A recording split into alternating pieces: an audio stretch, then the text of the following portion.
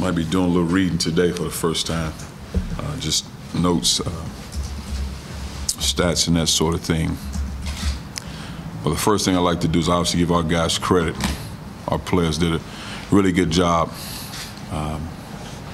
really finishing strong. I know a lot was made and written, so hopefully the positives being written tomorrow when I read the paper for the first time about the fact that they finished in the top 4 in every major offensive category in league play.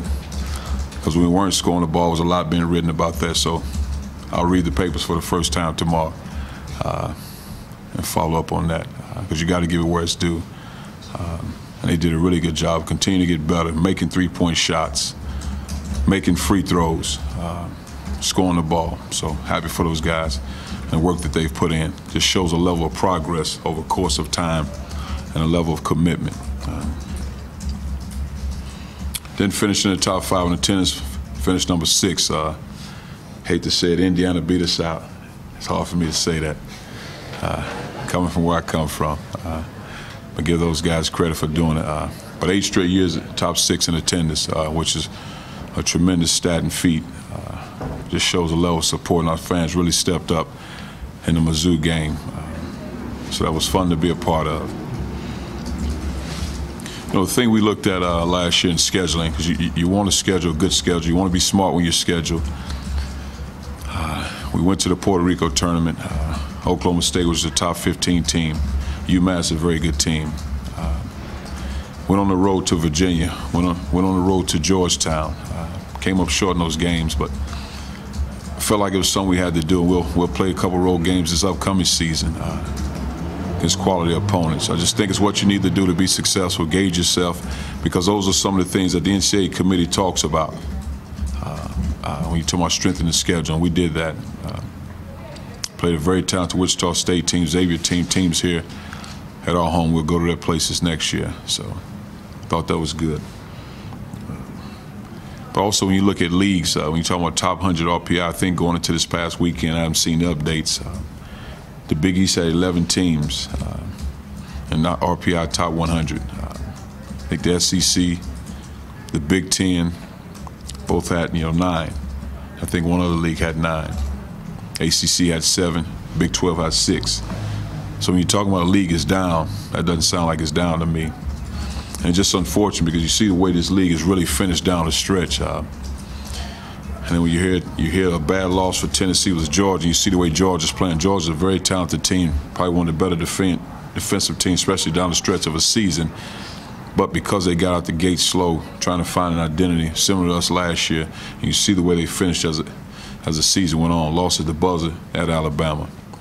And it's unfortunate that's considered a bad loss against a quality opponent that got us a potential player of the year in this league, and Caldwell Pope. Tennessee and Florida, only 2 teams finishing in the top 6 and scoring offense and defense, shutting guys down on defense. Tennessee and Florida. Good stats. Guys did a good job.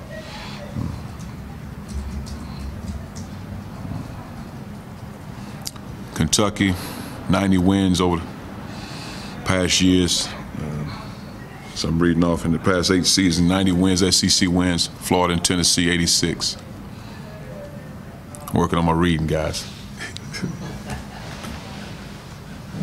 I might need those glasses, yeah. Jarnell Stokes finished with a double-double conference play.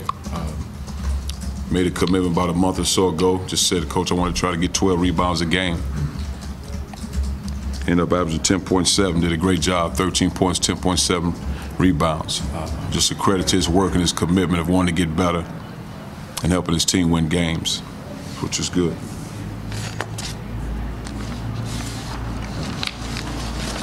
Scotty McBee in the top 10 in three-point shooting. Happy for him. He's put the work in, especially a guy that comes in as a walk-on. Really improved. Stays in the gym, get better. Local guy, has a passion for the university. Very happy for his success. Quinn Cheever stepped up big in the Mizzou game. I know that meant a lot for him since his dad played at Mizzou. He had a lot of pride going into that game. It's one of those, I knew he'd be ready, just from a toughness standpoint, because of the physical stature, the way those guys play and the way they rebound. I knew that'd be a game he'd be ready to play in. So I was happy to see him play well. Jordan McRae just really finished strong down the stretch of a season. Started as a guy coming off the bench for us early in the year. Has done a lot better job of really improving his shot selection. Pace to the game, competing, his passion for the game, understanding of the game. But he spends a lot of time watching film, wanting to get better, and that's why you see the results, and that's why, I say he's the player of the year in this league because of what he's done. And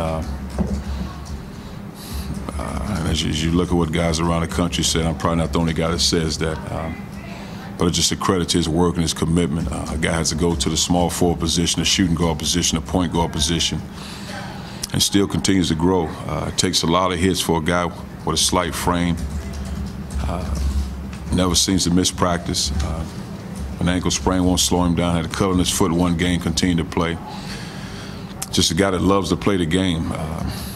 I'm just really, really happy for him from where he started and where he is now.